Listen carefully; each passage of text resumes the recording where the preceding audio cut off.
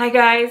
Welcome to Dharma Talk. Thank you so much for taking time out of this very, very hectic, busy, emotional holiday time to join me. Or if you're watching this later, for watching later. Thank you. I appreciate it.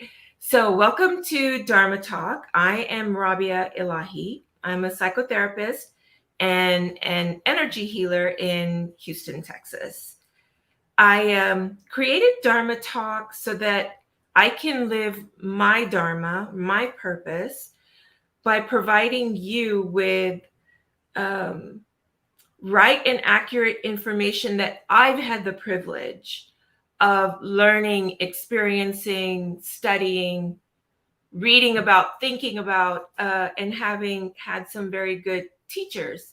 Um, and I think with privilege, there's also a responsibility to use our privilege to give back or to do something that helps to even the playing field.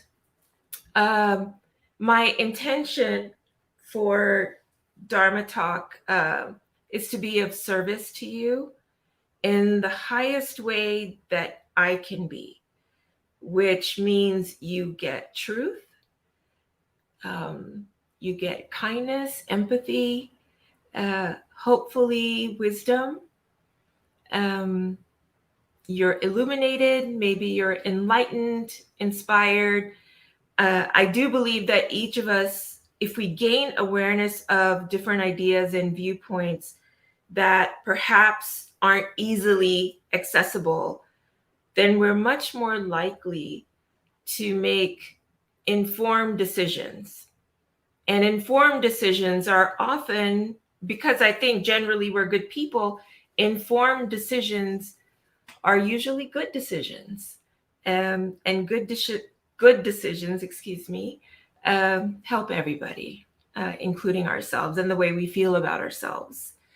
Um, I wanted to do today's show on balancing the I don't know, tide, tumultuosity of emotions during this time. I've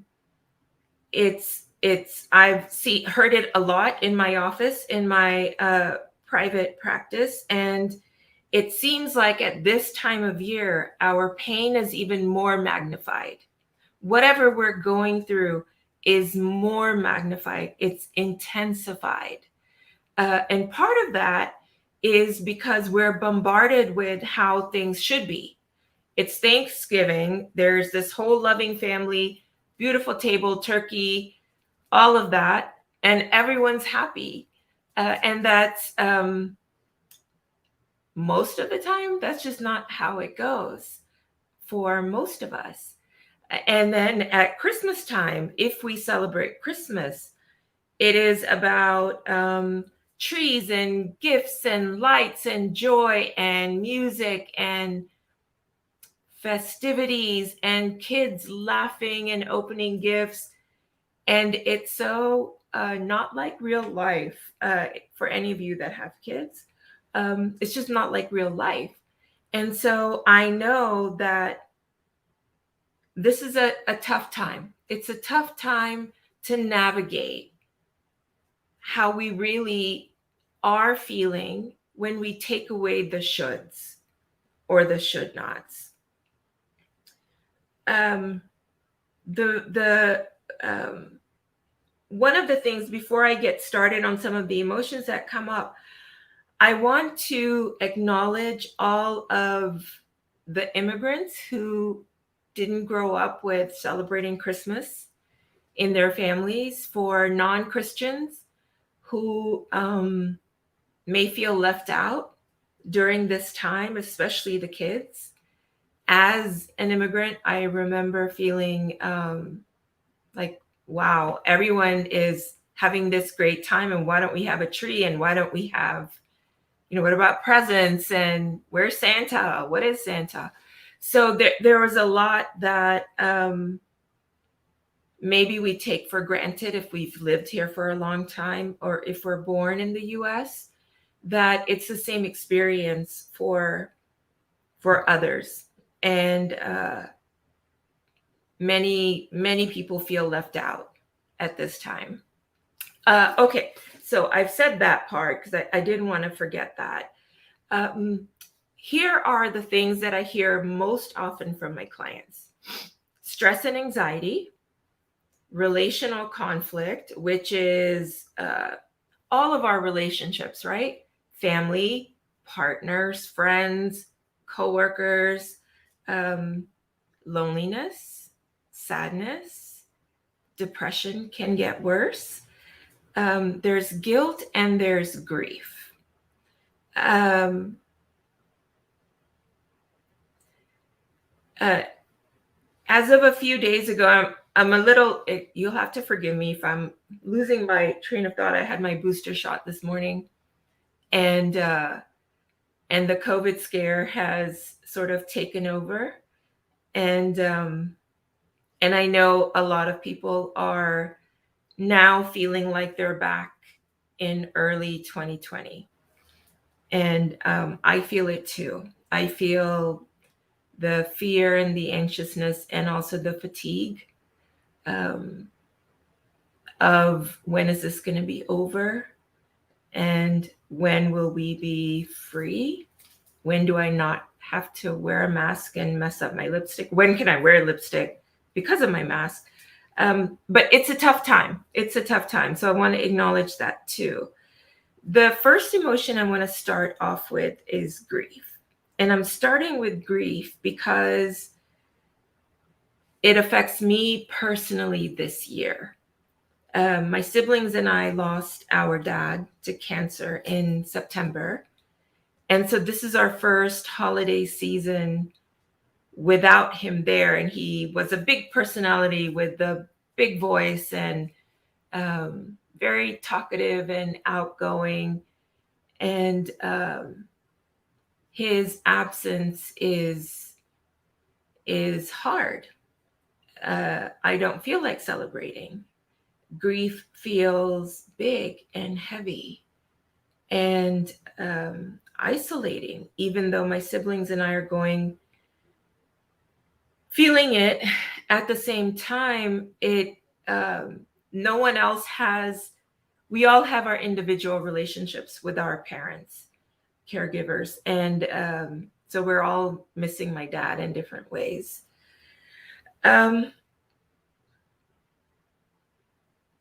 Many of you also have lost people in the past year. I had a client text me today that her grandmother died this morning. And my heart goes out to her because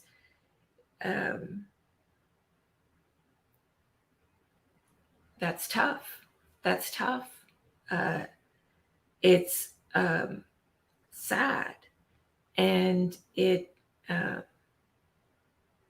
kind of sucks at the same time. So I'll get into some of the complexities of grief in just a moment. And also I want to mention that grief isn't only because of death, because we've lost someone, they've passed on.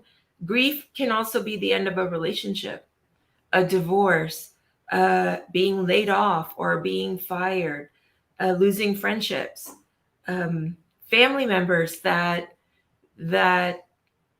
we don't want to be with or don't want to be with us. Can even be our kids not coming home, and it's a loss because it's not, something's missing, and that is grief.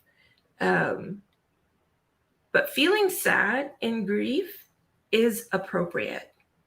Feeling sad means that our heart is open and that our heart feels love. And so if we weren't feeling sad, maybe we wouldn't be loving as much either. So it's the good and the bad of having sensitive, open hearts. But when we're facing grief, what I want you to do, if you are in grief right now, first, allow this sadness, allow the grief to come in. Allow your heart to be open and yourself to feel the sadness and the grief. It's okay. You won't ever not come out of it, because I hear that too. Like, if I give in to the sadness, then I'll never come out of it. But we do. As human beings, we're very resilient, and we do come out of it when we allow it to be, because it is a natural, normal, healthy feeling to feel grief.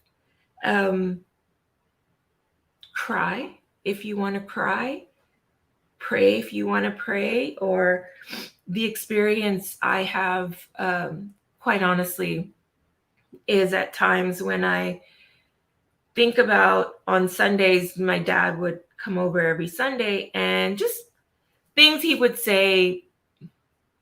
As long as I've lived, he's had very similar things. And my knees want to buckle and I want to fall to the ground. I hold on to a counter, or sometimes I'm just glad I'm sitting down because my legs feel so weak.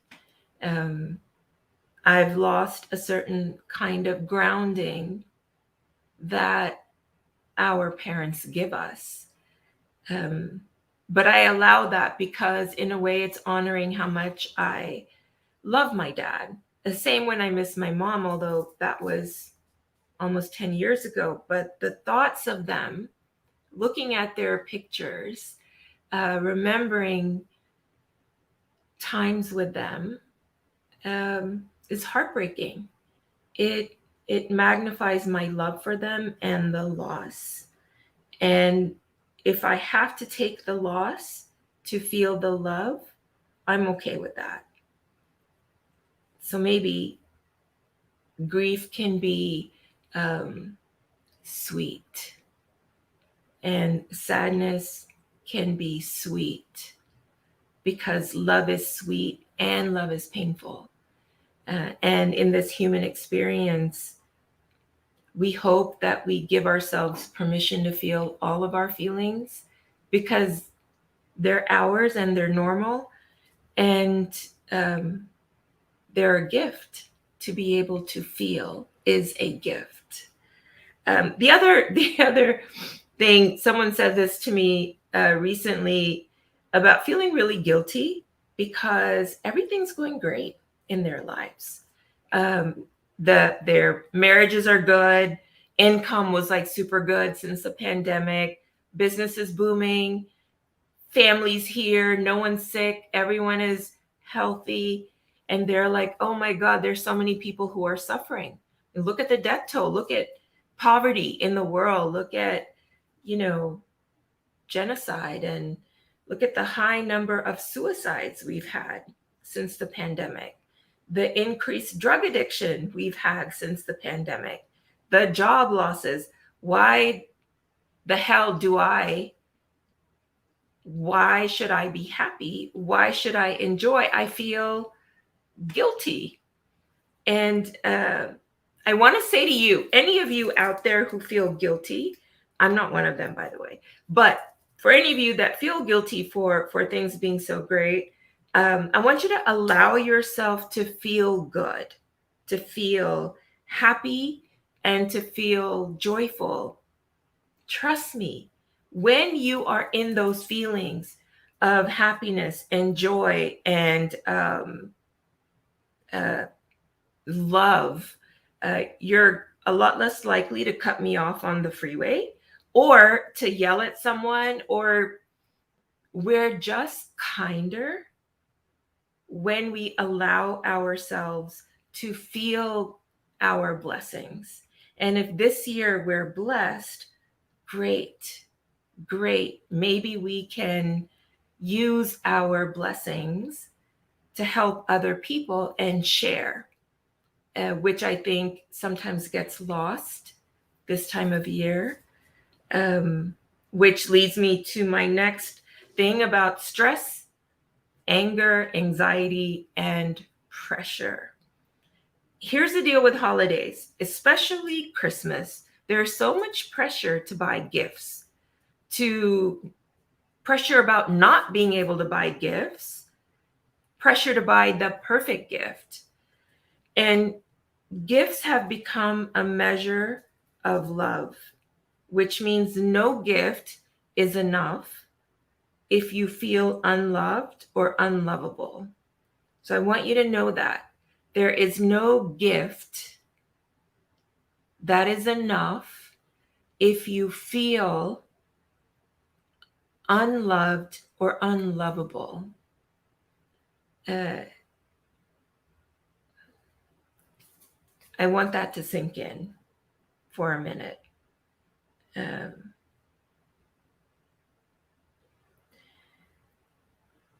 take the pressure off. If you are struggling with what gifts to buy whom and whether or not they're going to be happy with it, take the pressure off. It's okay. It's okay to even skip a year of giving gifts and writing personal letters, uh, not feeling shame or the other kind of guilt for not being able to afford the kind of gifts we should be, right? We should be giving and receiving. The car with the big red bow on it. I know all of you have seen that. The diamond rings, diamond necklaces, the ski trips, to Aspen or Switzerland, um, all the luxury that people post, the perfection that people post, those are very edited. And I know for a fact that we can smile on the outside and take the perfect picture and feel like shit on the inside, feel unworthy and insecure on the inside. And so I don't take a picture at its face value. It's a good image. So when you're feeling stressed out, and the stress is also financial. And I'll get into like the stress that comes with relationships. That's a different kind of stress, but the stress that is about jobs, the pressure to get the right thing, the pressure to make the home just right, decorate, have people over, have good food, cook good food, which I don't do, and just make the holidays like they are on TV or a Norman Rockwell painting. And that's just not how it is. So take the pedal off the pressure gas. So here's what I want you to do when you're dealing with anxiety, anxiousness, pressure, frustration, traffic, that kind of thing. I want you to breathe. Breathe really deeply. That means a long inhale and a long exhale. Just breathe. Notice what you're sitting on or standing on. Where are you? If you're in your car, oh, you got a car, great. What does the seat feel like under you? Is it supporting you? Notice. Be still. See if you can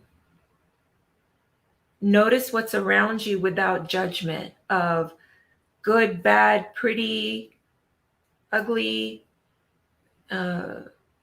extravagant, nothing. I mean, without the judgment that we as human beings are so conditioned putting on things. And so we're giving those things meaning, but we don't have to. We don't have to give something a meaning. A flower can be just a flower.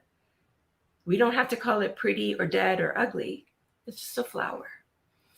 So listen to the sounds around you. And if you can be outside, look at the sky. If you're lucky enough to see stars or the moon, look at the stars and the moon. If it's sunny, don't look at the sun, but enjoy sunlight because it's a gift. If there is a breeze, feel it on your face. Maybe if you have long hair, you can feel your hair move with the breeze. If you're bald, you can feel the breeze on your scalp. And so it's being in the moment. And I'm not saying that takes away all of those feelings for the rest of the holidays. It doesn't. But that 30-second, 60-second bit of relief, you deserve that. And the minutes and the seconds can build, but we have to start somewhere. So I say again, breathe. Move your body. If you can move your body, move your body. Walk. It's okay. It's all okay in this very moment because we're alive. You're alive and it's okay. So, this next feeling I want to talk about is a tough one for many people because it feeds into sadness and grief, and also illness, physical or mental, and that's loneliness. In contrast to how the holidays are portrayed, many people are spending the holidays alone, either physically or emotionally. Travels become difficult again and scary and stressful. Like, have you seen the videos of passengers going crazy on the airplanes? And then we also feel a duty or an obligation to protect our loved ones.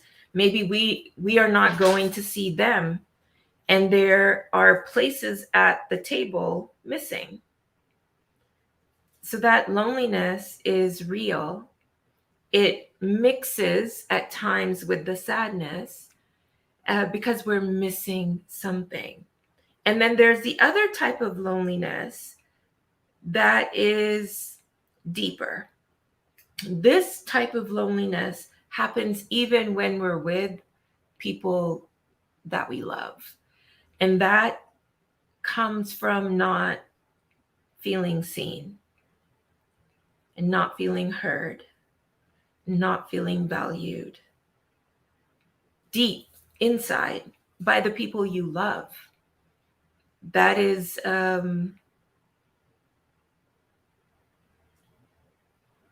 it's lonely when we believe we don't matter and the people we see don't see us or don't understand us, and that others don't understand our suffering or our pain because it's so individual to each of us.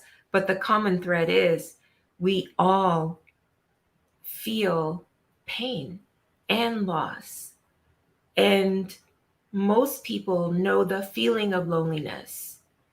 The best antidote I have found for loneliness, and this is through practice, is by giving. I give of myself and my heart to someone else. The act of loving, expressing love and kindness and sympathy and empathy doesn't have to be out loud. It doesn't even have to be on someone there in your physical presence. We can actually send love. We can send empathy and compassion to anyone, anywhere. You know, they have those commercials of, they're so heart-wrenching, of like the dogs and cats or the animals. And I think when we see those commercials, I mean, many people I know cry because the heart is completely open. And then there's also that thing of the desire to help and take care of and to love, and not always being able to, but sending love does make a difference. Love is an energy. It's an energy that we can't see, but we feel. And so I say to you, if there's no one around you you want to give love to, give love to someone across the world, someone who can't get a vaccine or has no health care or lives on the streets, uh, doesn't have shoes. You know, loving them, loving them helps us not feel alone. And so I want you to see how human you are and how human other humans are. So that's the best antidote I know, is to give love and to be of service. So allow the feeling of love towards yourself when you're feeling lonely, because maybe you don't have the energy to even send love or pray for someone else. So I want you to look at yourself. I want you to imagine the child in you, that 3-year-old or that 4-year-old, that 10-year-old. I want you to be with that person, that little one who lives inside you all the time. I want you to tell you, look in the mirror and say to the little one, I love you. I see you. I am here. We take ourselves with us always. We are always with ourselves. So we might as well start liking ourselves. I don't know. You might find out that you're pretty awesome. I'm guessing, but you might. So now I want to get to the big one, which is relational conflict. Relational conflicts, which are conflicts in all of our relationships, romantic, familial, work, self, but I just covered that one. All of our relationships, and we have these throughout the year. It's just, again, at the holiday time, with or without a pandemic, but at the holiday time, our relationship issues also get magnified. We're supposed to love our family, especially now, Christmas, Thanksgiving. We're supposed to be so thankful for them, right? Doesn't mean we have to like them. Believe it or not, we can still be kind to people who we love and don't like in that moment. And we can be kind to an ex, a rude and grateful child for not getting the gift that he or she really wanted, a quarreling partner, or a family member. You know, not all families are happy and get along and like each other, but there's love. So here's my advice to you, my tips, I should say, on handling conflict with your person, whoever that person or people are, during the holidays. Number one, don't drink alcohol to excess. Please. It never goes well. Never. The conflicts get worse. The feelings are more hurt. Where we stop being kind. And so I enjoy a nice beverage. But I'm telling you, if you are in a conflictual relationship, Do not drink alcohol to excess, please. It is a losing proposition. Uh, I also want you, when it comes to your kids, right? Because they grow up and they don't like us as much sometimes. But there was a time that our kids really loved us. And if we can imagine how we felt when we held our newborn, that overwhelming opening of the heart, when we look into our child's eyes and know that we are the absolute center of their world. Remember that feeling. When you remember feeling that feeling, the heart will follow. That's the beauty of the heart. It'll follow your thoughts, it'll follow your guidance. So remember that feeling. Even with a partner, right? There was a time you liked them. There was a time you may have been falling in love. Remember those times. Remember that feeling. Maybe it keeps you from being cruel today to someone that you love. Maybe it makes the dinner or the gathering or the phone call or FaceTime feel good because we feel the love we felt for them, may still feel, but it's buried under a lot of hurt.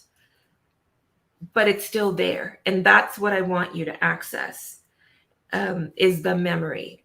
For me, I remember things like, so when my daughter has this list of what she wants for Christmas, she's not getting any of it. But I know the face I'm going to get on Christmas Day, and I think back to when she was a toddler, and right before she was going to sleep, and I was holding her, and my heart felt like it could burst with how much I love her. And so when I'm in that feeling, it's not that I think it's okay to be disrespectful to me, to a parent, but I'm not reacting. I am not meeting that energy of upsetness. And I can probably offer comfort coming from that state that I may not be able to give if I'm in the drama of the moment. And same, with our partners, when we were first thinking, oh, he's kind of cute, she's kind of cute, okay, that kind of thing. Maybe they're older, but that core is still there. So maybe you'll be nicer in the next conversation or interaction. And for co-parents, it's really a gift to your children to get along with the other co-parent, to be kind to the other co-parent. It is really a gift to your kids. So again, imagine the feeling of loving. Imagine the feeling of being loved. Your heart will follow. So the bottom line for navigating the complexity of emotions during the holidays, number one, allow the emotion. Number two, breathe. Just breathe. Breathe deeply. Number three, be still. Number four, give. If you can, donate a jacket or a blanket or pillow or clothes for homeless people or a person. Make some food if you have extra food and give it to people that may not that may be living under a bridge or sleeping on the sidewalk, because they matter too. And you will feel good. You will feel really good giving. So here we go again. Allow, breathe, be still, give. Be of service to someone else, which kind of fits in with the give. Move your body. Move your body. Notice your body. Notice what's around you. Be in the moment. You're a physical body right now. So feel the physicalness of the world around you. Give love. The other one, smile. It comes naturally for many people. I smile even when I don't know if I smile when I'm angry, but I smile often, even if I don't feel like it. So smile.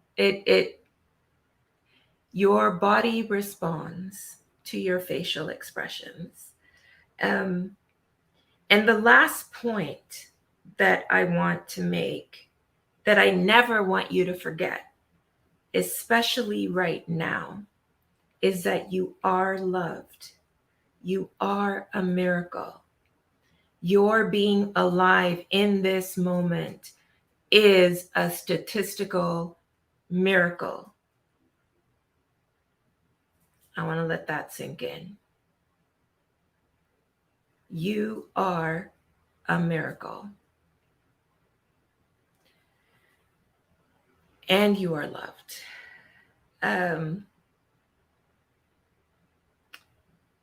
So my heart goes out to anyone who is hurting right now, who may feel lost. For those of you who feel guilty because of how great things are, share the greatness. Guilt is a waste of time. Share it instead of sitting there feeling guilty. Be happy. Makes the world nicer. And in closing, I know that many of you may be watching this as a recording.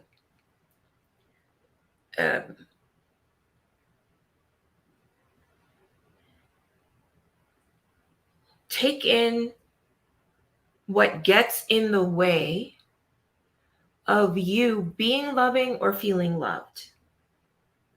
Just take note of it. You can send it to me in a comment. You can ask questions. What I'm offering is not therapy. I want to make sure I make that clear. It is advice, it's guidance, it's sharing wisdom in the way that I know. But unless you're my client, it does not qualify as therapy, although I say some good stuff. So, having said all that, regardless of when you're watching this, and if you're watching it right now, and you have any questions before we end, put them up now, because let's see here. Oh, thank you, Gia. Yes, Professor X, you are loved and you are a miracle. And I don't know what Lizzie is saying, but she can tell me. So make comments, send me your comments. I read them. I will do my best to reply to them. If you're watching this on YouTube, hit subscribe. You'll always know when something is being posted. And if you think someone else can benefit from anything I've shared, share it with them. I have no problem with that. In fact, I encourage you. Sometimes that's how we help each other. I know I send videos all the time, like, oh, can you watch this? This is what I've been trying to say. That's just to my family. So yeah, that's what I want to leave you with. I want you to know that none of us does this alone. None of us. And And none of us does this when we only have bits and pieces of ourselves, or when we see ourselves as broken and unlovable. I want you to remember where you came from, and remember that you are part of the whole. You are part of what makes plants grow, and animals, and soil, and air, and water. You're part of that. You're a miracle. Um, and I want you to know that you matter. You matter, your feelings matter, your life matters. So, having said all that, um, thank you again for taking time out and joining me live or watching this later. I hope you've heard something of value. If there is something you'd like for me to talk about in a future show, let me know. Shoot me a text and let me know. And I'm sorry, make a comment. I'm always thinking text. Make a comment. I'll read them. So until I see you next time, have a blessed moment. We can add to that with another moment.